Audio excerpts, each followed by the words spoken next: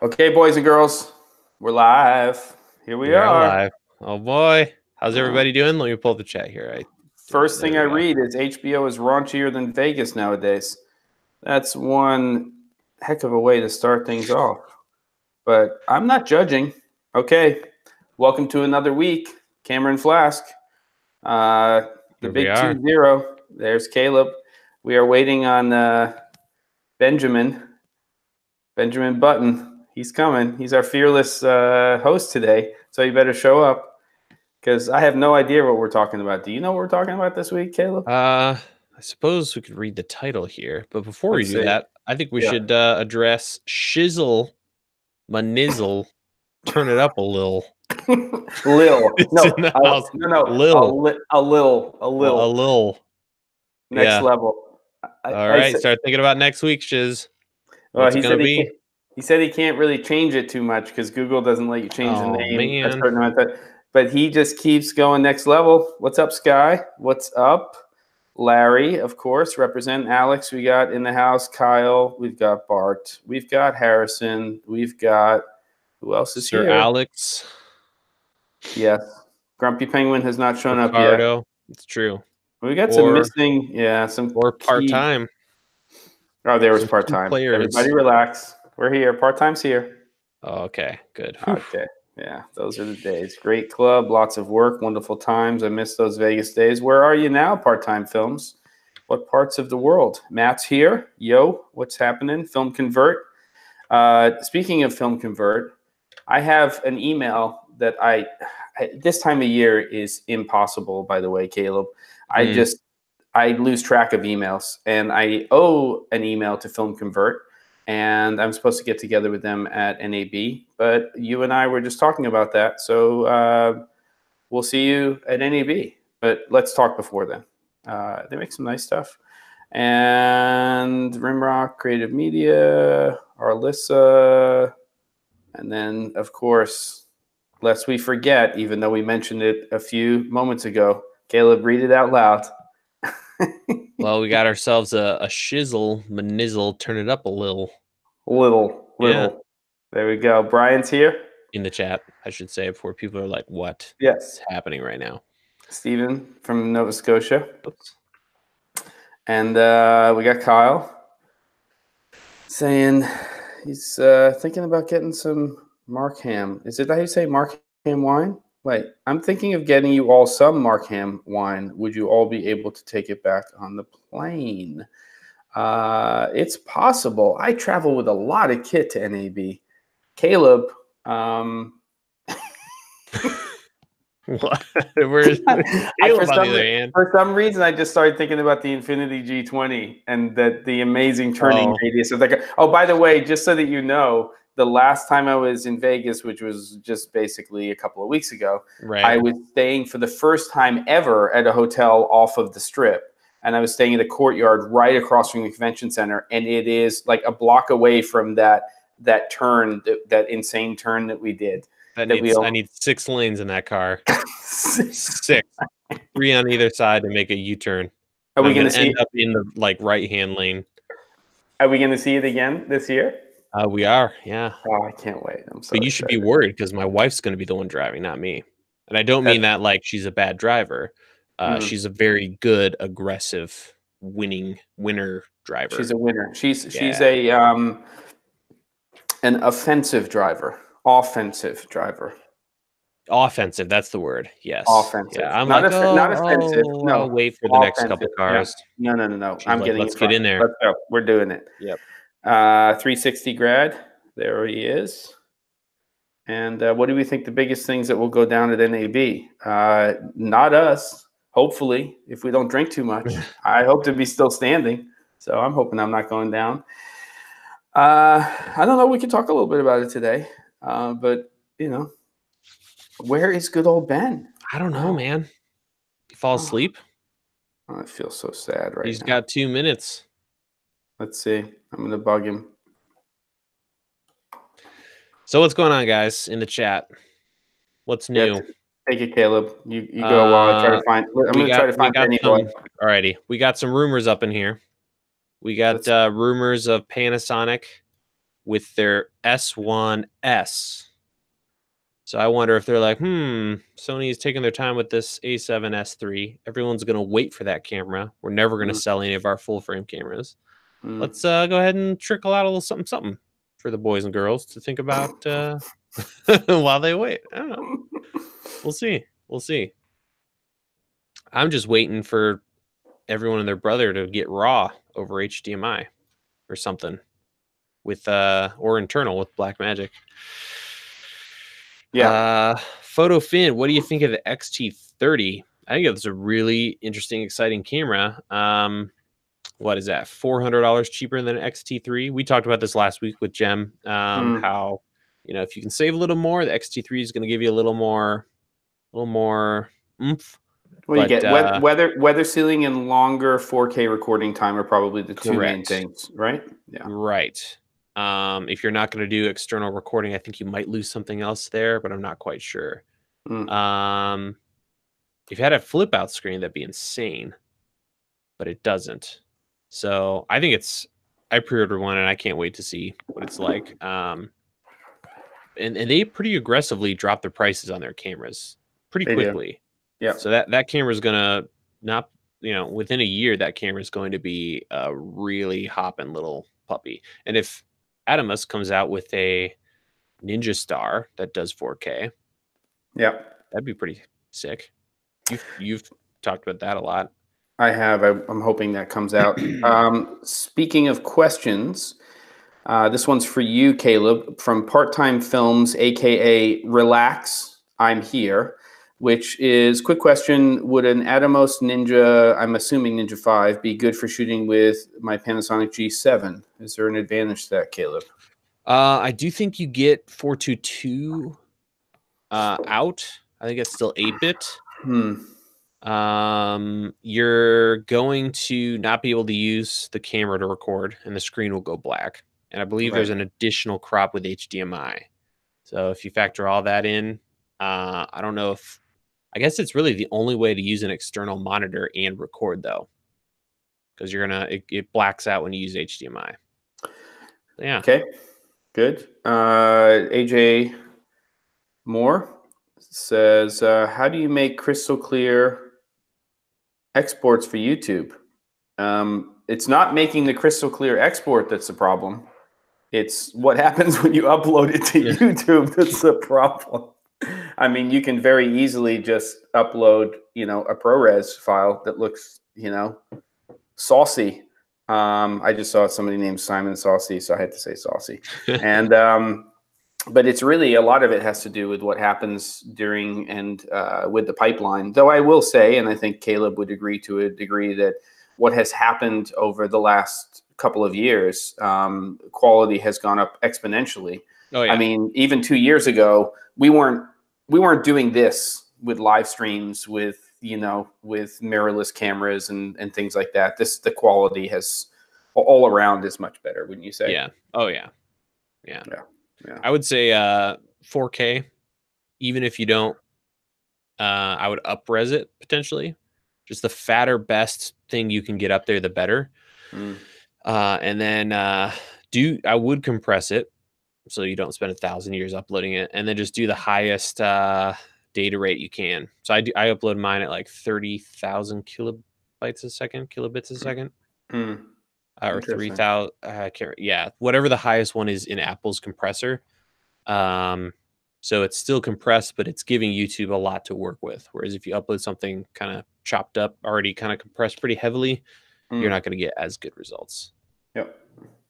And it depends on the kind of content that you're trying to upload to YouTube as well. I mean, if you're trying to show something that's portfolio based, then you really need to lean on highest quality because you're trying to show your work in its best light.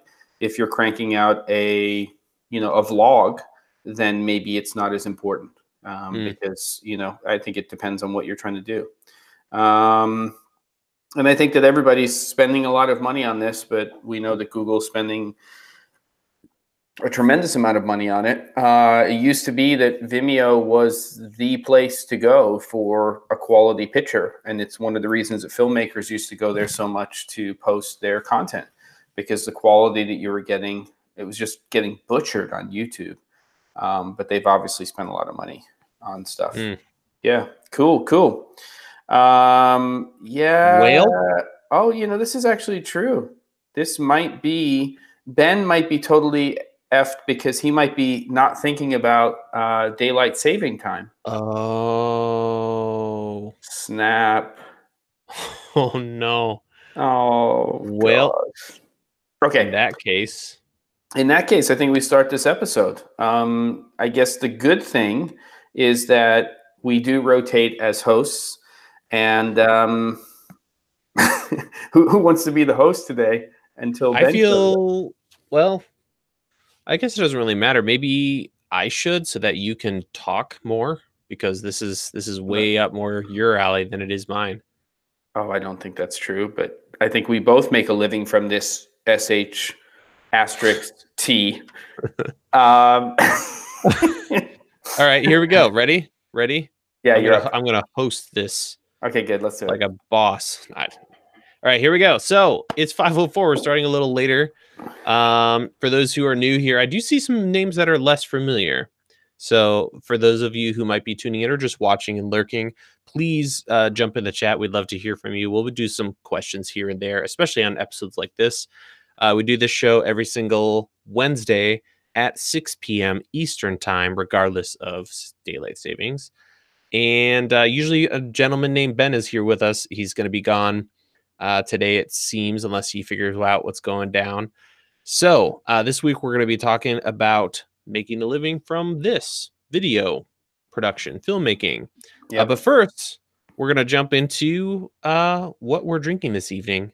And I'd love to see what you guys are up to beverage-wise, whether that's water, lemonade, Arnold Palmer, a little vodka in there, whatever floats your boat. So, Jem, what's it going to be? Okay, I'm just trying to tell Benny Boy that we're live, like the clock's changed. Welcome, everybody, to my channel, and welcome to Cameron Flask, episode 20.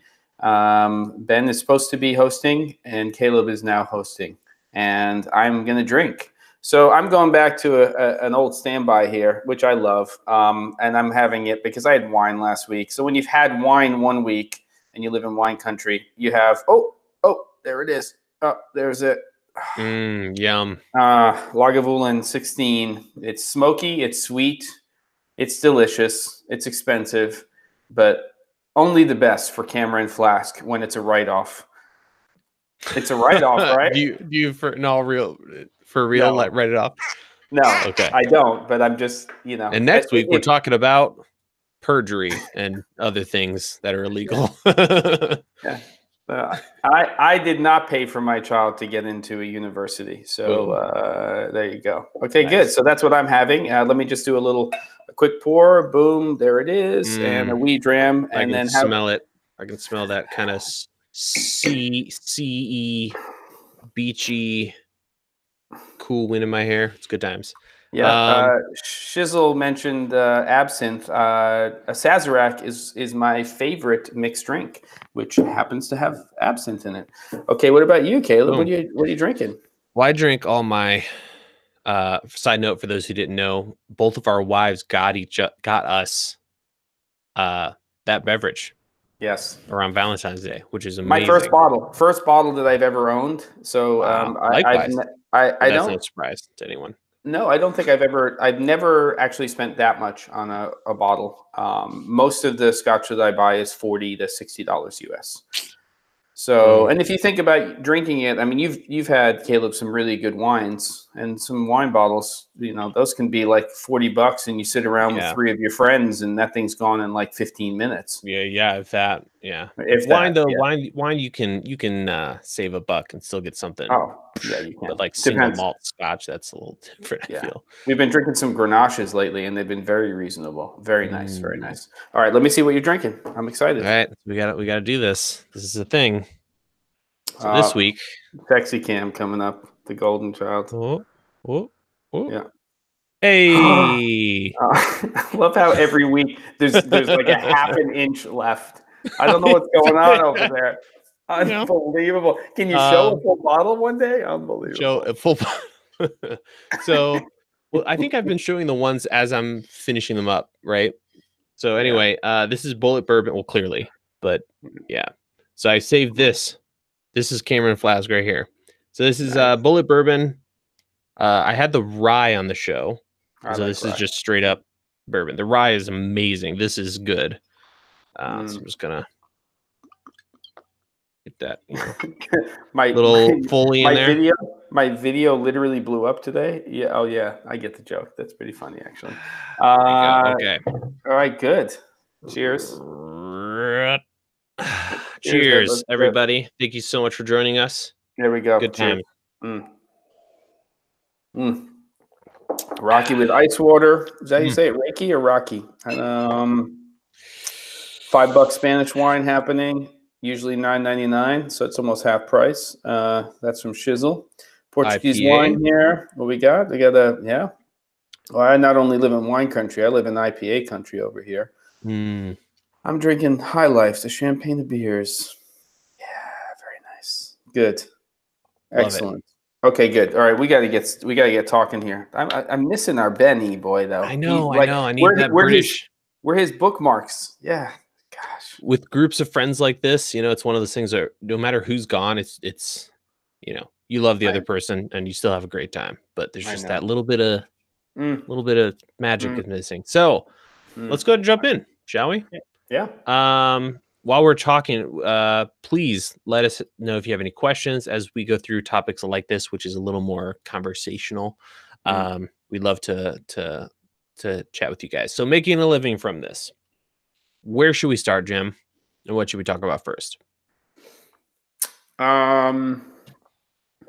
know, it's a good question. I think a lot of it has to do with where you make that first decision in terms of, you know, what you want to do. And obviously not only myself and you and Ben and most or all of the people who are here in the chat decided that video production / filmmaking was going to be the road that they were going to travel. Yeah. And I think that a lot has changed since I first started. I don't know if, well, nothing happened back then where people would have these conversations. You either were getting into broadcast either by decision or by default. It just was a job. You got a job somewhere. You were an engineer and you got into broadcast, or, you know, you were working as a PA for, you know, some company, and then you got into camera opping or whatever it was going to be. Or you decided that you wanted to become a filmmaker. And then if you were going to go that route, you're going to do one of two things. You were going to try to get into a film school and or try to acquire some equipment and get together with some friends and start to create content. So I think, you know, this is all pre-YouTube for me. And I knew that I wanted to be in the creative industry. I didn't know I definitely wanted to be in video production. And I was doing a lot of things in graphic design and in other areas that had to do with multimedia. And I kind of fell into video production first and foremost, as a producer. And then, you know, and then it just sort of went from there. And so, you know, I think ask me some questions and I'll tell you, but I don't want to go so far back. But you know, I did know that I wanted to do something that was in the creative industry, and I knew that I wanted to do something that was business related. So I kind of knew even in high school that I wanted to own my own company. I didn't want to work for somebody else. And I think so that's a good place to start is, okay, are you trying to do something where, you know, you want to have a secure, there's no such thing as a secure job anymore. Do you want to become a lifer? There's no such thing as a lifer in terms of a job or job security anymore. And so, but maybe back in the 90s, there still was some of that left over. I think the only industry that for the most part exists in, and I won't say industry, but the only two main areas that exists in now is probably in education, higher education. So people get tenure, right? And then in government. I mean, those are the two places that you can fall into a job. And if you've been there long enough, that you probably will stay unless you do something horribly wrong. Right. And even if you do something horribly wrong, you'll probably stay. And we know, you know, how that all goes. So I think, you know, the first thing is, do you want to work for yourself? If you don't want to work for yourself and you want to be in this industry, then you just need to find a job that's going to pay you well enough to pay your bills and do something that you love doing for a living. But making a living from this SH*T is never easy. And, but I don't regret it. And Kirk asked where I was living. I was living on the East Coast. So I basically was in the New York area. Yeah. Well, why don't we do this? I'm going to read Charles's question because it's a good one. And I think you would have a lot of good things to say about that. And in the meantime, could you guys let us know what type of video production you do and maybe an area where you love some help or a topic you would love explored with this? Maybe we make this a little more applicable to you guys since you lovely, beautiful people are here. Yes. That sound good? So Charles Alexander asks, how do you jump from below 10,000 or 10K projects to above 50K projects? How do you go from maybe you're kind of stuck in a rut, you're the guy who does the XYZ videos and you want to kind of jump up in budget? So I think the first thing you have to decide is whether or not you're willing to put on the hat of becoming a producer. Because I think that you don't make that jump until you decide that you want to become a producer. You can be a day player and you can be a well-paid director. You can be a day player and you can be a very well-paid Steadicam op. You can be a well-paid director of photography. But until you take ownership of the production, which is what the producer's job is, then that's the first thing that has to happen. If you want to start thinking in terms of how do I go from this size project to this size? And it's not that a smaller project fell in your lap. It's a long-term decision of, okay, I'm going to produce content. So I think that's number one. And then number two is probably a confidence thing. And part of that comes from experience. You have to understand after a certain period of time that you have to, well, in the beginning, you're probably pricing yourself to get the jobs. But at a certain point, you have to start to price yourself to the market that you're in and the type of work that you're trying to do. I'm by no means at the high end of the market in terms of where I price myself. But I'm also not doing national spots. I'm not shooting feature-length films. I'm doing a lot of stuff in the corporate space. So I think you have to start to think in terms of where you live, what your cost of living is. But I always start with what the scope of the project is and what my costs are going to be in terms of pre-production, production, post, and also for equipment and insurance. And when I figure all that stuff out and I start to put it together in a spreadsheet in terms of what people or whom is involved in the pre-production process, who in production is involved, is there travel included, everything else, what are people's day rates, and then of course post-production, then you start to figure out what the numbers are, and it's not really about always getting more for the work that you're doing.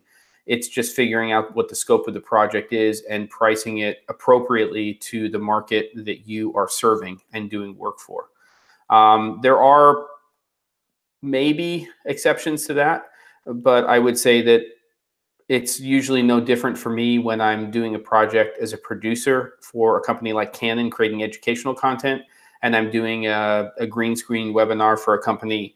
My production company fee might be slightly higher, in terms of the profit on the job, but overall my numbers are pretty consistent for everything that I do in terms of production. And do I miss being a DP or lighting on jobs? Harrison, I don't, because I still do. I still get hired as a DP on certain things. And I also create a lot of content where I'm involved in the lighting and, in the DPing portion of it. And I actually love hiring DPs. I like hiring people who can help me kind of realize, as a producer director, what I'm trying to do.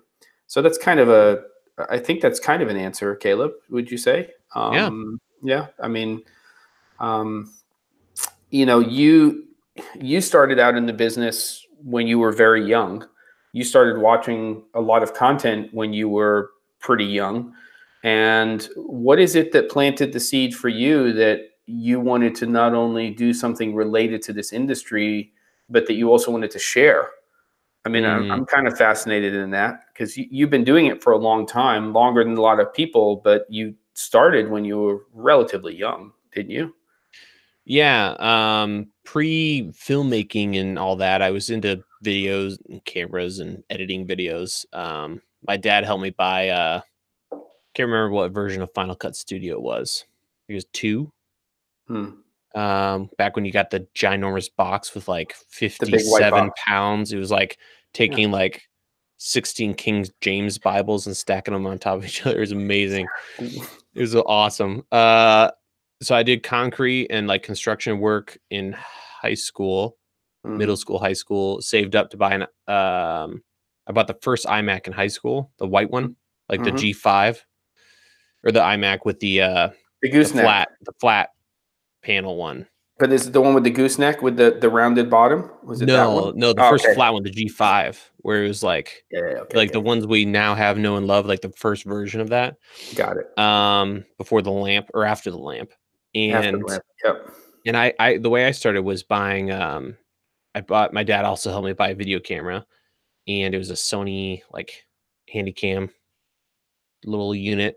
And I would go to like my sister's ballet recitals, and I would hustle and like sell DVDs to the moms. So I created a little form as you came in. You could sign up for like $5-10, get a DVD of Sally dancing, Yeah. and I would film the whole thing, edit it, and then publish in DVD Studio when it came out. Um, and made some money doing that. Yeah. And then I went to started doing college and wanted to go to Columbia here in Chicago, but was not willing to do the whole like mega debt thing.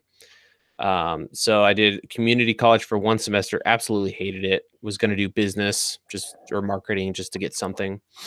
I decided I would take like a year off and just pursue video. Through my grandfather's church, I got involved. You know, these churches have these like huge like media departments. So I just walked into their like place and was like, "Can I do anything with cameras?"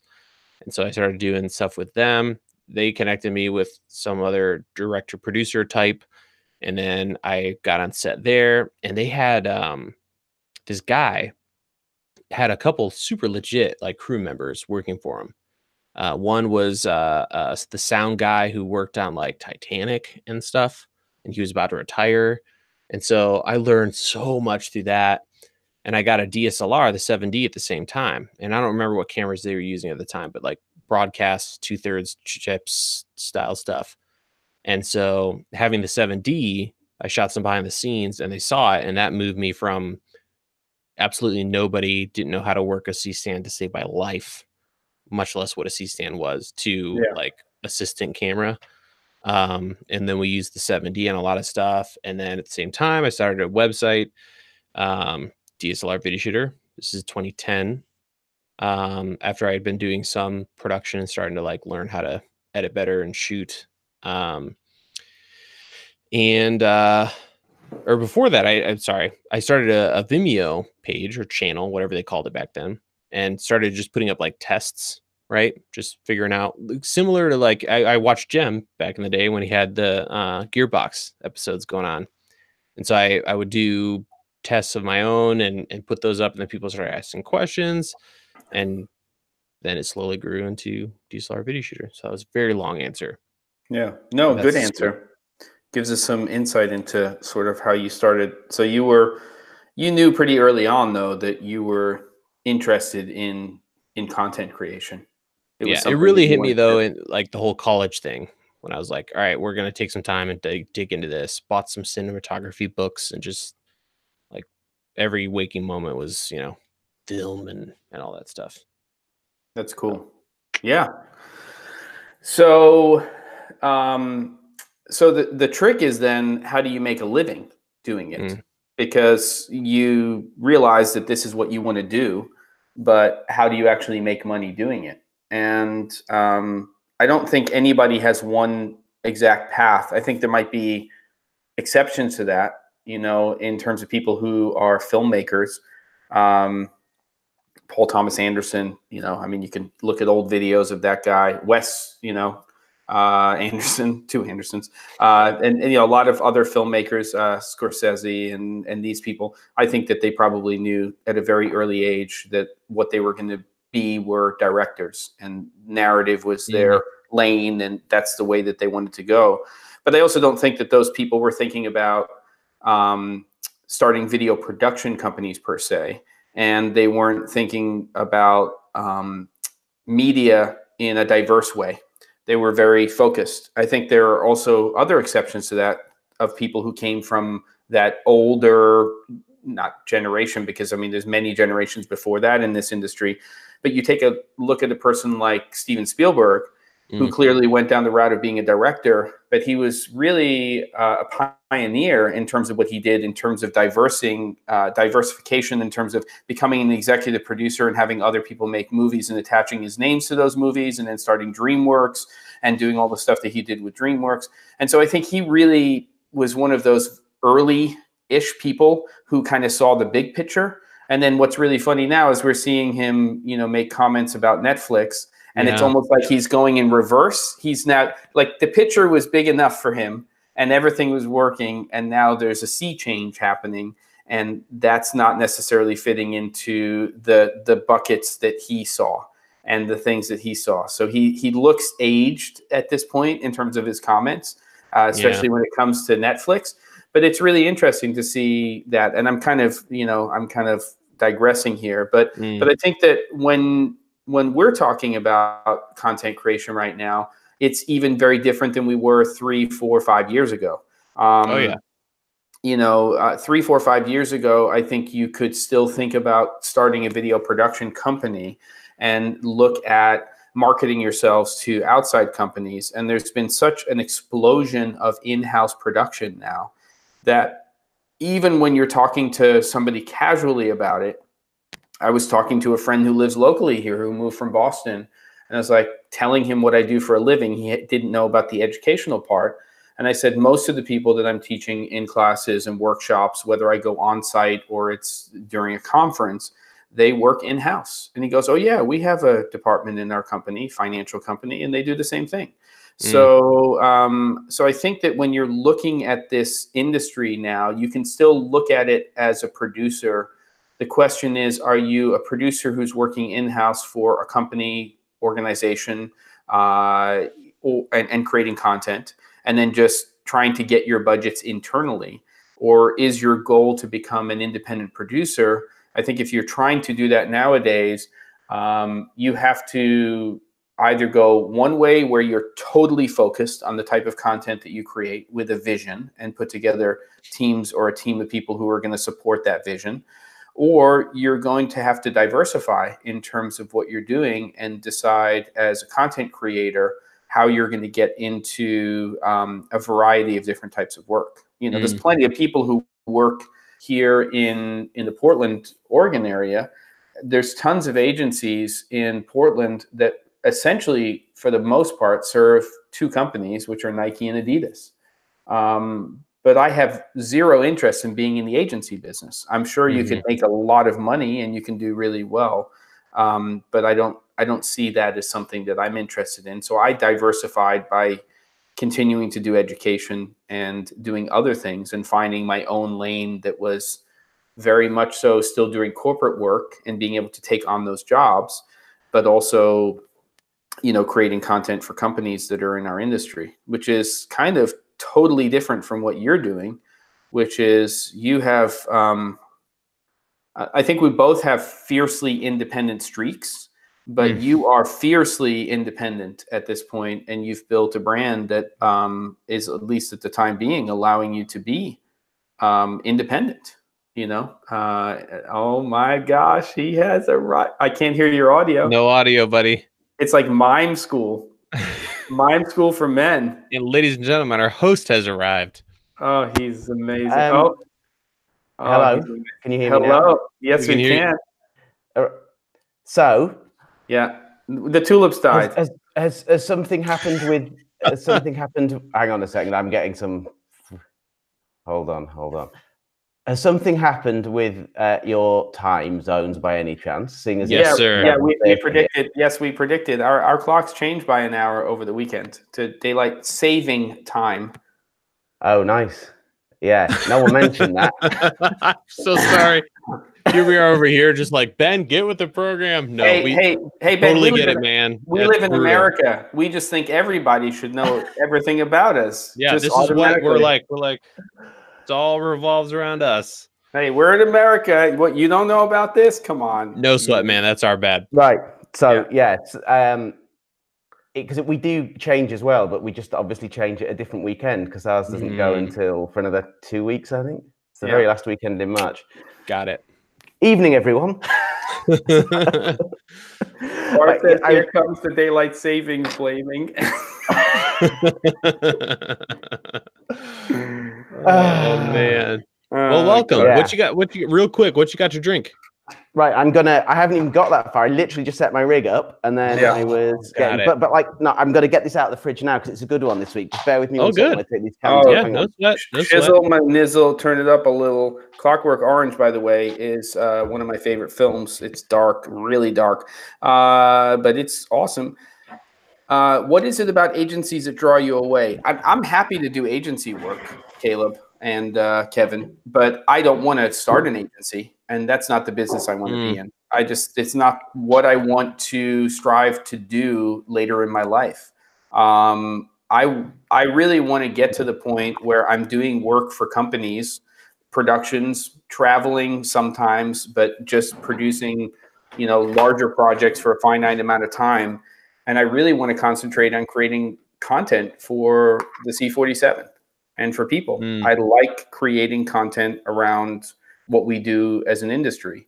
And I want to up that. And that's why I have a 3,600 square foot barn over there that I want to build out over the next year or two to do that in a bigger way. So it's just not really where I want to be going as a content creator, I guess. So while Ben lets us know what he's drinking, let's throw him up some more questions there in the old chat. Yeah. So this is what I'm drinking today. This is my favorite beer in the entire world. I don't drink it all that often because it's really hard to get hold of. So this is from, maybe put that up and AF might catch it. This is from, has it got it? So you see this comes in like a glass kind of wine bottle with a Grolschie top on, and then all the labely stuff's just in here. And it's called the Pivovar Rychnov. So Pivovar means brewery. Rychnov's a town about 10 kilometers up the road from here. So this is kind of non-pasteurized, non-filtered, amazing stuff. And there's that's my two favorite. shots. I love that kind of beer. If you can't see through it, I love it. Let's do it. Is it a little bitter? Oh, it's incredibly bitter. Ooh, like I like bitter beer. That's you're a bitter man, so that makes sense. No, I'm just kidding. You're not a bitter man. You're the opposite. I really am. Bitter man. I really You're am. not. You're not. You're pessimistic. He's a sugar cookie. As Caleb would like to say, and I snuck into my episode this week. He's adorable. Okay. Right, I did. Look how good that looks. There you go. Cheers to you. Cheers, Caleb, sir. Hey, by the way, Caleb, I was talking about the Atom X, the SSD Mini, and I called it adorable because it is the little thing from Angelberg.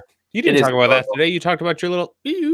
Oh, that's next week's episode. Oh yeah. Oh, okay. I don't know what that hand signal was, but I'm going to ignore it. Yeah, what was that? Your little lens cleaner. I did not talk about my woo woo woo woo woo woo.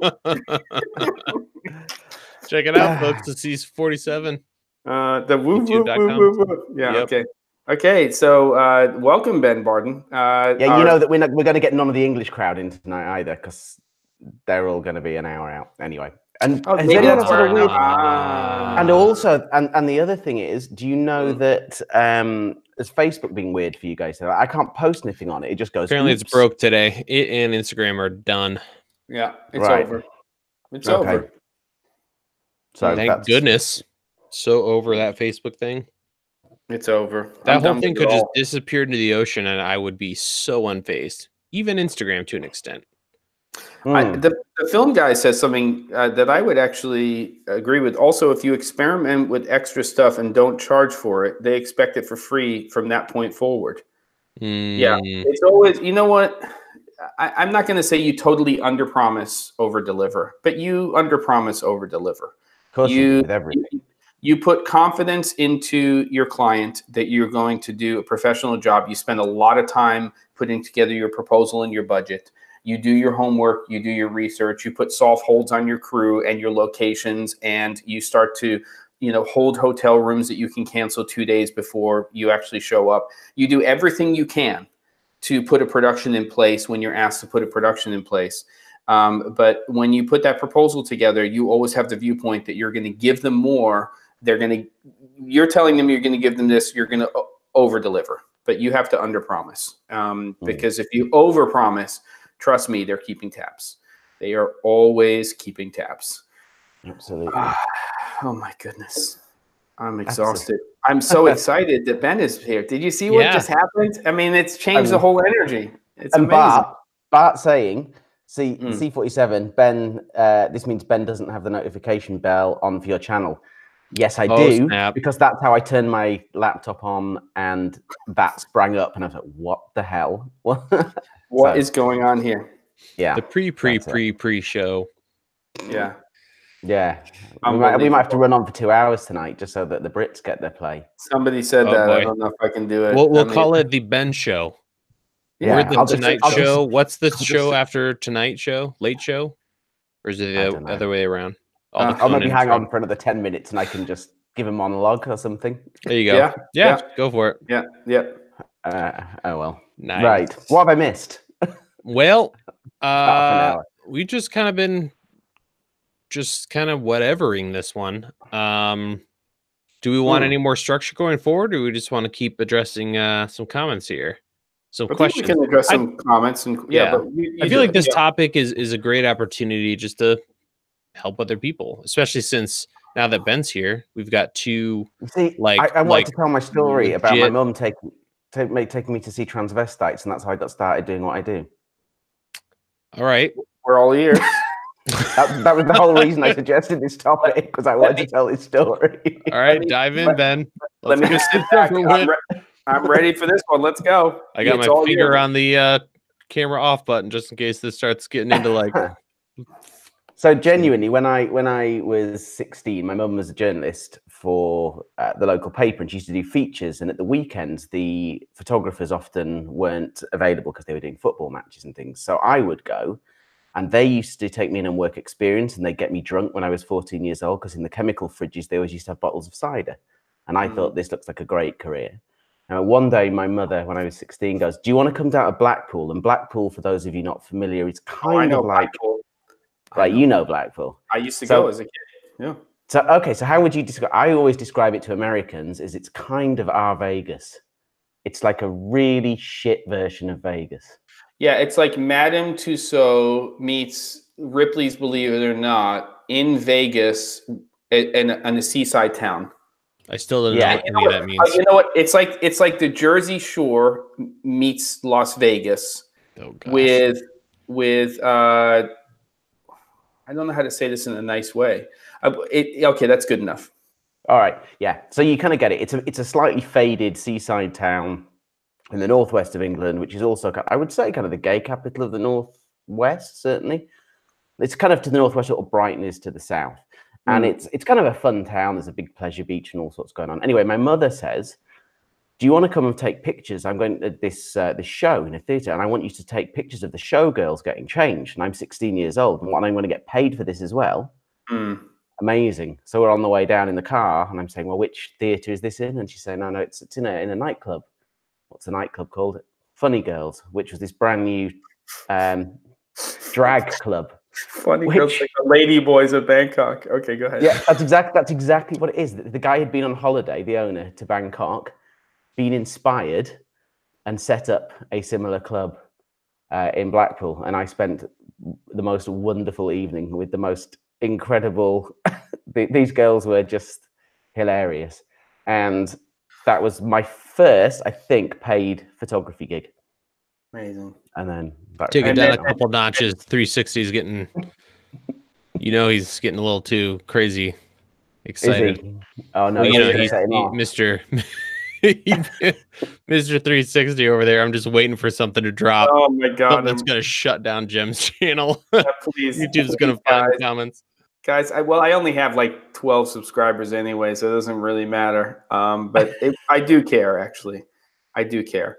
Blackpool is actually like Coney Island meets Atlantic City meets Las Vegas. Maybe I would say Atlantic's. Yeah, I would say that's probably more accurate. It's kind of I love it. It's a really interesting town. And the kids love it as well. But so this was this incredible night I had taking pictures there, and that was sort of the start of me doing that for a living, and then through college and doing little bits and then selling cameras.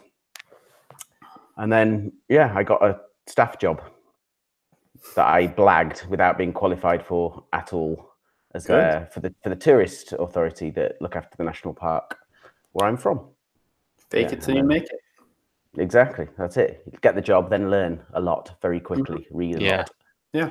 In fact, the day I went for my interview for that job, they already had a load of camera gear that the previous guy bought, and they gave me a Mamiya RB67, which is a medium format. Yeah. Beautiful camera. I'd never seen a medium format camera before, and they'd seen my portfolio and said, "We like all your landscapes, but we're going to end up doing quite a lot of interior stuff. So could you go out, take some interiors? Here's the camera. There's a bag full of film." And this was 2002, so the internet existed, but there wasn't all that much on it, and there wasn't much in the way of connection around us. And I spent hours trying to work out how you put the film in, because it unloads one spool onto the other.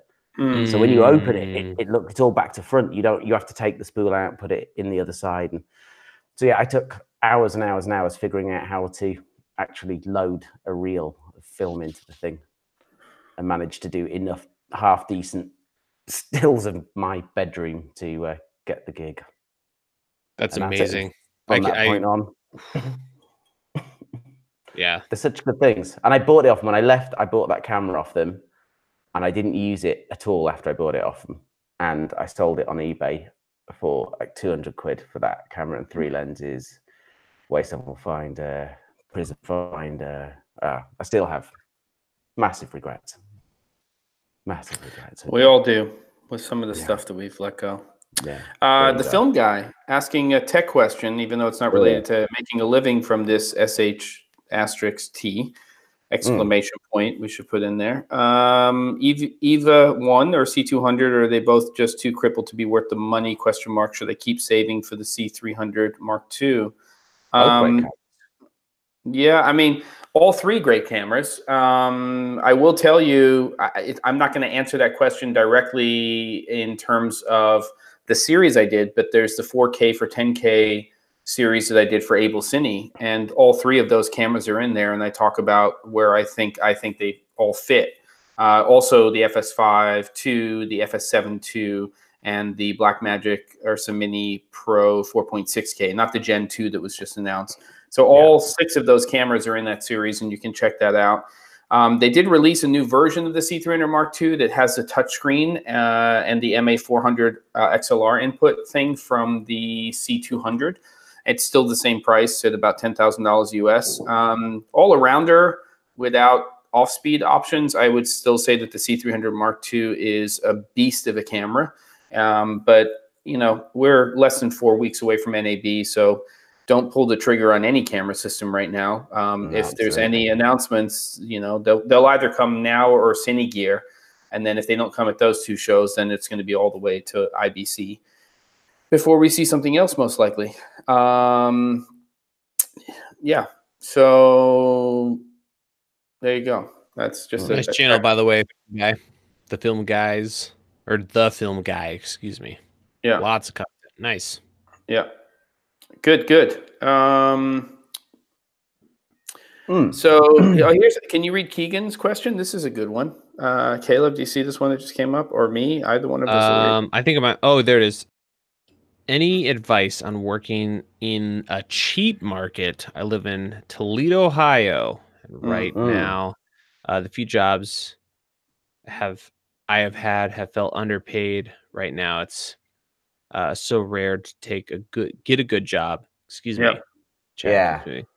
Yeah. Well, I know that market a little bit because you're right around the corner from Westcott. And in fact, I've done production in Toledo and Maumee. Likewise. I actually very much like a Thai restaurant in Maumee. I may have eaten there more than once and may have had more to drink than I've had even when I go to Lotus of Siam with my good buddies over here. Oh my goodness, So, that's saying something. Well, there was moonshine, and we were having snow cone moonshines because there was a snow cone machine and there was moonshine. And so I said, well, there's a snow cone machine and there's moonshine. Why don't we have moonshine snow cones? It was kind of ridiculous, but it was fun. Small markets are tough. I mean, there's no way around it. And I think that if you want to start a production company, you have to start to think about reaching out to your larger markets. You happen to be kind of a beeline north to the Detroit area. And I know that in some ways Detroit is, not necessarily doing the best, but they do have some bigger companies up there. And there's some other bigger cities in Ohio that you might want to, start going towards. But I think that more than anything, it's about creating the type of work that you want to create and maybe doing some stuff on spec with your friends or people that you know. You start to create content that has to do with the type of work that you want to do. I was actually listening to an episode of The Wandering DP recently. It's I think a really good podcast, which is all about cinematography and directing and the industry. And one of the people that he was interviewing is a director who primarily concentrates on doing car commercials. And that's what he wanted to do, was car commercials. So he went out and he shot spec car commercials, but he shot them in the way he and the people he worked with wanted to shoot them. They didn't try to duplicate and create car commercials that look like every other car commercial. And they came up with, a style and a look.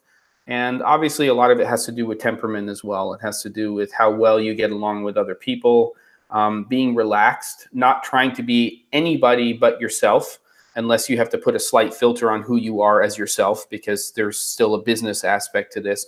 But it's okay to be a fun person.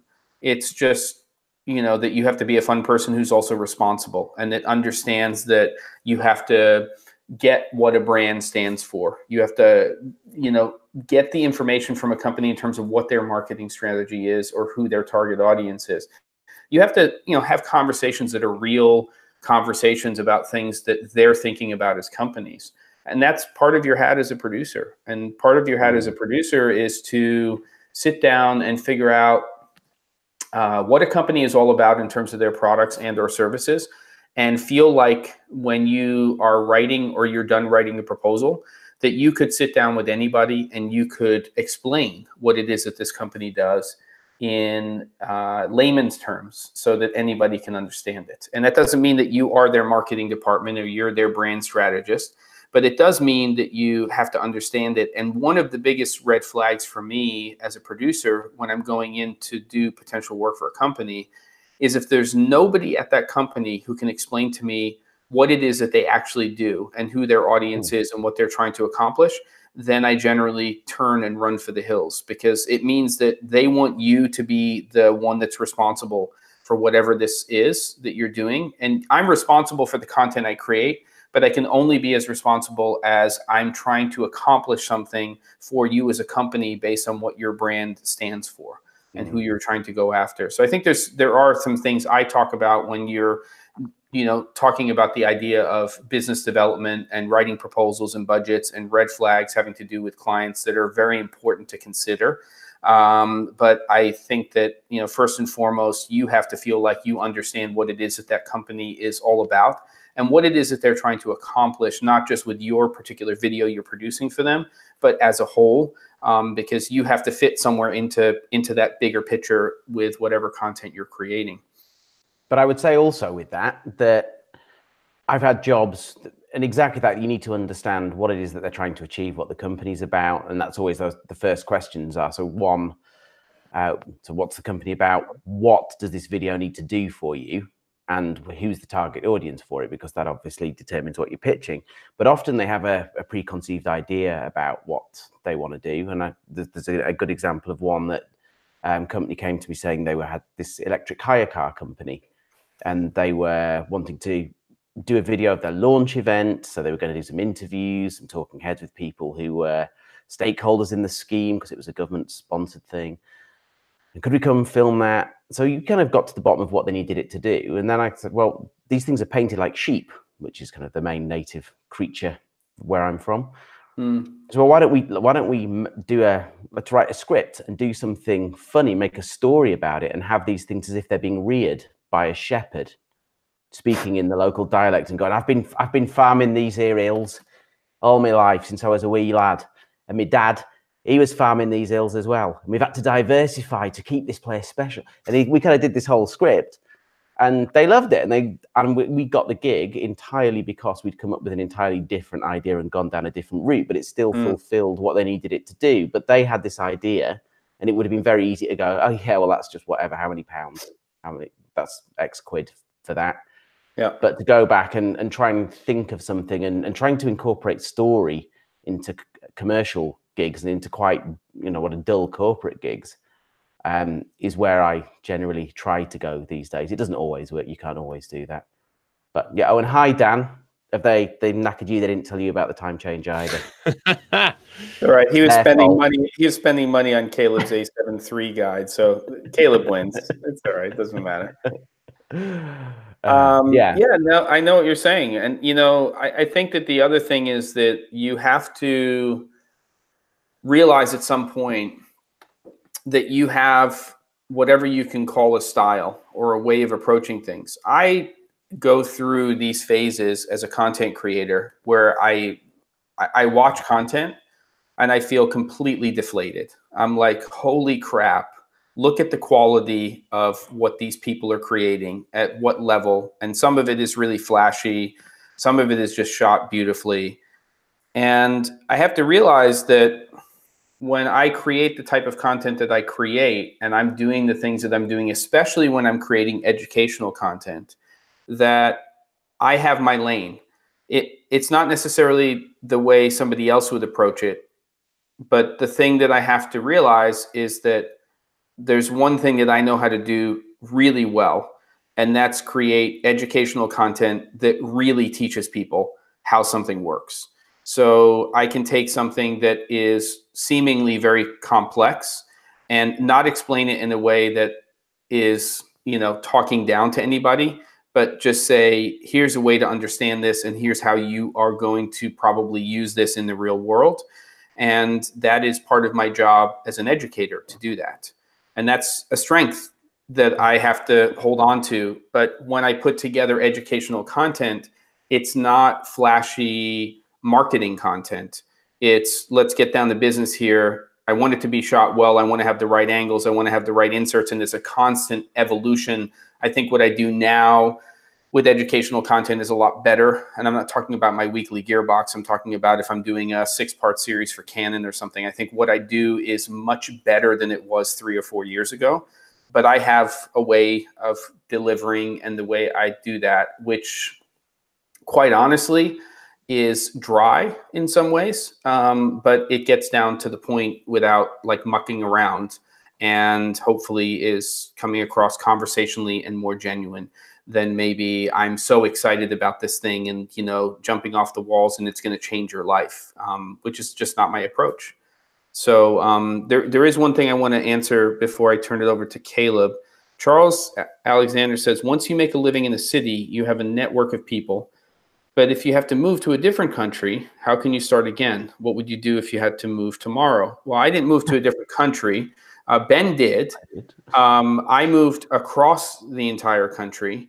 And I have to say that there have been some downsides to it. There probably has been some upsides as well. But the biggest thing for me was letting all of my clients know that I was moving as early as possible. Now, that's not necessarily the right approach in every situation, but it really was for me, because what I do for a living should not generally have to do with my geographical location. It has affected me to a certain degree with some work in the New York area that I'm not getting anymore. But I would say that just giving people a heads up, and I'm setting up a studio, and I'm going to be able to deliver content in a bigger way and all that kind of stuff. So that was a big part of it. And then just reaching out to that community.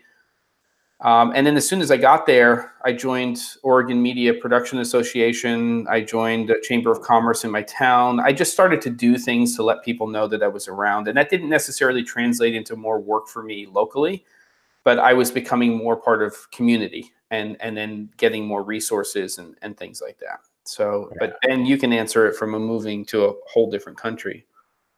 Yeah, well, I suppose I was a little different in that I tried to let nobody know, because I still maintain my main client base in the UK, and I've very purposely tried to go to industries and to clients that are kind of footloose, so I don't really need to be anywhere. So the offshore, the oil and gas stuff that I'm doing a lot of at the moment, I have to travel to that. So at the moment, it's Norway. I've got another 2 to do in Norway, and then I've got 1 to do in Malaysia. It doesn't matter if I live in the UK or here. It's a UK company, but I'm having to fly away to those things regardless.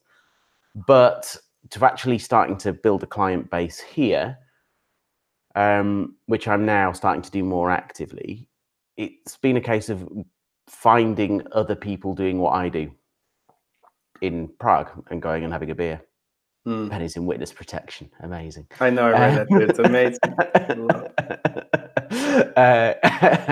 It feels a little like that at times. Yeah, but it's difficult. But I would say if you're starting from scratch, for here it's difficult as well because the language, it's an entirely different language, and it's an incredibly complicated language to learn, and I am learning it. I'm reasonably fluent, but it's sort of a confidence killer a bit, I suppose, because it's not a case of just selling yourself. You're selling yourself in what's not your native language. But yeah, for me, it's always been about, and in whichever place it's been going and having beers with people, going to festivals, film festivals, great for me. And it's an informal thing, and you're not feeling like you're having to sell yourself, and you end up working with people that you like. They need to be good at their job, but it's really about that personal connection. So just go make friends. That's the thing. Can I ask you a question, Caleb? Sure. You made a transition in terms of what you do for a living at a certain point in time, because you've been creating a lot of content online for a long time. But at a certain point, you made the decision to move away from doing corporate gigs where you were, doing production. You were going to locations and you were producing content for people, which you do every once in a while now, but I think most of it is as a favor or just to help out. How did you make the decision to do that and make that transition? And how did you have the confidence to do it? I don't know much about that. If you're willing to talk a little bit about that transition, that would be really interesting to me. Yeah, no, I'd love to. For a second, I just want to address JJ Kim. He's in the comments. This guy is a champion. Do you remember him? Either of you two? I know the name. Yeah. Yep. He's done some videos way back in like the DSLR days. Very dear friend, absolute monster filmmaker, and he works for a insane company right now. So very nice guy.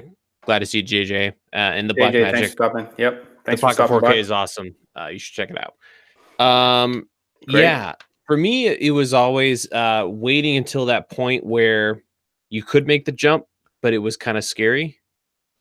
But you could, and then pulling the trigger. Yeah. And so far that has served me well, because I've done that multiple times, not just within video. I had multiple random jobs as a kid, high school, middle school, and then I actually got into video, but then went to web design and development before video. So I was doing websites. Then I got into video, then I started doing some video jobs, and then I cut off the web stuff completely. It got to the point where, you get those big fat checks, but there's always that, like, you wish you were, as you're coding up a site, you wish you were on a set. Yep. So to the point where I could do it, but it was scary, but I could still put food on the table, kind of a thing. And then got into video production fully, no more websites. And then I started really picking up DSLR Video Shooter. And then it got to that point again where it was like, okay, you know, this is kind of scary, but we could. And then pulling the trigger again, and then it got to the point where I was doing like 1 mega gig. You know, a lot of these people in the comments probably have that one like client, right? The big client. And then I was doing that once a year, and then I just decided it was time to fully move over, just because I have found that you can't do excuse me, you can't do both well. You can do both, but you're not going to do both well when it comes to 2 huge things, right? So I could keep doing video production, but I always found that if I was doing that, if I was trying to do 50-50, it was really, really hard to do either well. Yeah. I always I had to struggle. pick, I always had to kick one, you know, aside. I Now, struggle. if you've got a 70-30, maybe you can make that work. And even right now I'm dealing with that. I'm selling content, premium content, to people, and I'm also doing YouTube. And those are 2 things that I have to find a way to balance. And it sucks. It's tough. I wish I could do just one, but I don't know if that's wise going forward. So, Yep. Well, 2 questions for you with that. Yeah. Well, let me just answer a quick one with Keegan before I forget, because I don't want him to jump off. Thanks for the answer, guys. I really appreciate the advice. If you guys are in Maumee again, I'd love to job shadow. Keegan, if you are good, and I mean you're good, and I don't know if you're good or not, reach out to Westcott. They're in Maumee. See if you can go in there. They're not hiring in that department, but they have a studio space that they rent out. And maybe there's opportunity when they have a production that they're trying to do in-house and they need to hire somebody locally, that there's some work there. If you're good, reach out to them, ask for Jacob, and see if there's some opportunity. Sorry about that, Ben. I'm jumping back to you, right. but I need to make sure I answer that. I just have 2 questions for Caleb that are kind of interest me with it. So when you stopped doing production as your main activity and you went over to doing the channel more, did you find that was it difficult in terms of the context for the reviews and things that you were doing with the products? You kind of lost to some degree. I mean, not that you lost because you've had all that experience of doing it, but that you weren't actually using that stuff day to day, which maybe you were before. I don't know. Or whether you always had that separation. And the other thing, just while it's in my head, because I kind of have this, because I travel so much, and then when I'm in periods where I'm traveling all the time, I get so hacked off with traveling and just fantasize about being at home all the time. And then when I get 3 weeks and I'm at home all the time, I start climbing the walls and I'm just desperate to get out of it. I'm going to recce a job in Prague tomorrow and I'm so excited at getting out of the house. And I just wondered if, like, how that is with you, and whether, because I'm assuming that you're kind of at home most of the time now.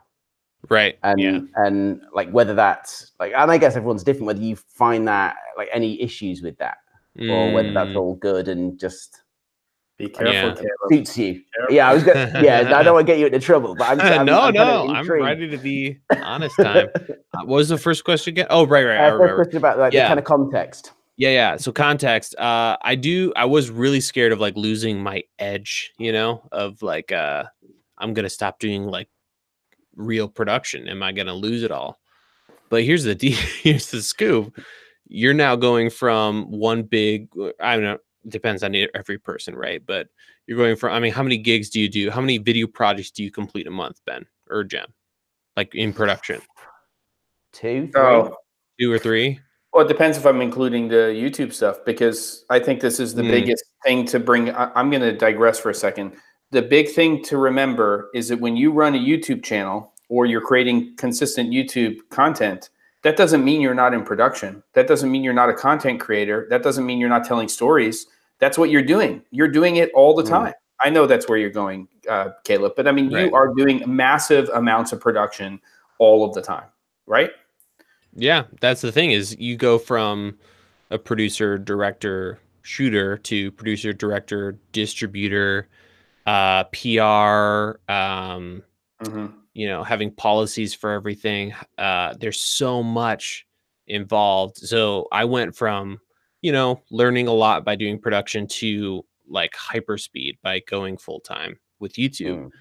It's different. Like, I'm not dealing with clients, although I am, because you're dealing with companies. You're always dealing with something. And it's completely different ball game. So I think it's just more and more and more. So there's people on the channel who are like, you know, well, I can't really trust your opinion. New people who are like, I can't really, you know, where's your real work? I'm like, check me out on YouTube, dude. This is it. Look around, you know, producing like a show once a week or more, or, and a lot of people don't know I do the guides, which is producing a like multi-hour mega project every quarter or more. So that's one. And then the working at home thing, I've always been kind of a homebody. And I think the way it's worked is my wife, Cassie, is an absolute animal in protecting the separation of church and state, if you will. Yes. So when I work, it's work time. You know, she doesn't come downstairs. She doesn't say, hey, let's go, you know, out to lunch. You know, it's 9 to 5, sometimes 8 to 6. She protects that. And then when it's a weekend or it's after 5 or 6, then it's over. Like, you know, I don't, you know, don't do the late night work thing. I don't do weekends if possible. You know, every once in a while you got to do what you got to do. So I totally get that. But we try to have that, you know, clear. And then there's not, you know, any kind of, you know, I feel that I'm not getting enough work, or she feels I'm not doing the family thing. So that's been huge. I will say I'm really looking forward to a separate space where there's not little thumps all the time. So we have nap time. There's 2 hours in the afternoon. I get it. I get quiet, but yeah, I get it. I totally get it. But you have a lot of self-discipline. Because I think for you to produce the content that you do, you have to have that. And I'm like, when I'm working for a client, I'm very disciplined because when I'm on the clock, like in my head, someone else kind of owns me for that time that they're paying. That's maybe not a healthy way to think about it, but that is kind of the way I've always been. You know, it's kind of, you do your absolutely everything. You work your ass off because someone's paying for your time and you need the gig again. When it's for yourself, I'm less disciplined with it. And I know that you are very, because I know how much content you put out and how you have to plan that and how you have to, well, just the amount of work that you need to put in to produce what you produce. But when I used to work at home, that when we had kids, that was like, I lasted until Lenny was, I don't know, a year old. And then I had to get out. And I ended up, that's when I first got premises that weren't the spare bedroom and started working with it, because it was just, and it wasn't that there was ever any expectation of me to go and do anything, because it was exactly the same. Yindra was just, don't, like, it's your time, you're working. But then I'd hear like something going on downstairs and I'd be, I want to go. And then you go down and see him and then he's fine. And then like 2 hours have gone because you just started playing with him or doing it. And I like that kind of discipline of things went. So I think for me, that getting somewhere else away from the house was good. And now the kids are at school, they're older, so it's kind of, you know, I have that time. But yeah, so with this thing about you saying that you're excited about having your space your pure workspace, that separation of home, a place to go no matter what time of day it is and be able to film, that would be new to me for the first time ever, because I've always worked in there's always been a compromise, noisy neighbors, you know, whatever it is. And the only reason I think, you know, I have that discipline is what Jem and I were talking about earlier. I think we're like hardcore independents, you know, fiercely independent. Don't tread on me, not politically, but like in a work environment, you know, like the thought of like going to a 9 to 5 just breaks my brain. Not that that's what it is, but you know what I mean. You know. But do you ever see? And again, I have this because this whole thing of being self-employed, and I think the three of us like that life, and we have we've all been doing it a long time. But there's times where, like last year, I had a real horrible long dry spell, which kind of ended in the autumn. It's been really good since. But in that time, you go, I just need a job. You fantasize about a 9 to 5 and knowing exactly what you're bringing in at the end of every month. But then I also hate the idea of knowing exactly what I'm bringing in at the end of the month. And not being totally a possibility to get more. Exactly. Okay, so listen, Dad's coming in now, because speaking of being disciplined, it is 6:07 p.m. in the state of Illinois. Pitter patter, pitter patter, and we've gone a little bit over. Night.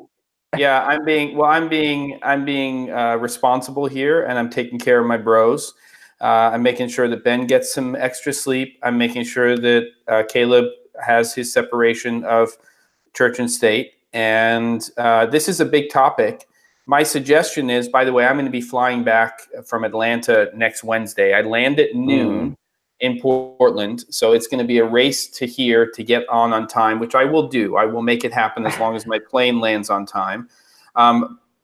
Caleb, you are the host next week. My suggestion would be that we do a part 2 of this, because I think there's a lot of things that we can continue to talk about here, if that's okay with everybody. Somebody remind me by Friday to post the episode so that I don't forget with my crazy red eyes going out. And I will personally leave with an answer to the Dan Palin question: any good audiobook biography to learn the trade? The answer, the Dan Palin, is no.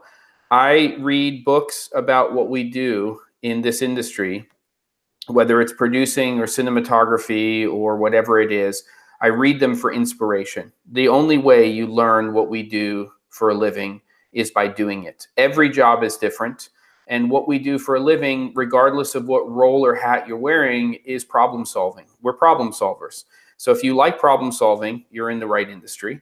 And you have to be inspired by what you read in books, but you will never be a better cinematographer from reading a book. You will be inspired by something that you can then put into practical application and get a result. Maybe not the result that you expect even from reading the book, but it will allow you to then take that next step to learn even more, or to continue to move towards what may become sort of the style or styles that you gravitate to. It's been a pleasure, gentlemen. That's my goodbye for this week. Ben, goodbye from you. Yeah, good night. Sorry I only made it for half of it. Next week, we'll see where I'm going to be in Hackney, having been out drinking with Toby. This is Toby of the Vegas story. You remember Toby? Oh, yeah. We know about Maybe Toby. we have Ben host next week. We'll do halvesies again. Sure. Yeah. So all right, gentlemen. it may be, I don't know where I'm going to be, but yeah, I'll make it somehow. Okay. Good. And you, quick goodbye, Caleb. You got to go, my man. Yeah, everyone into the chat, thank you so much for joining us. Every single Wednesday, subscribe, slap that bell right in the face, and it'll be a good time. Pleasure. Love you guys. See you guys next week. All righty, love you too. See you. Bye. Bye.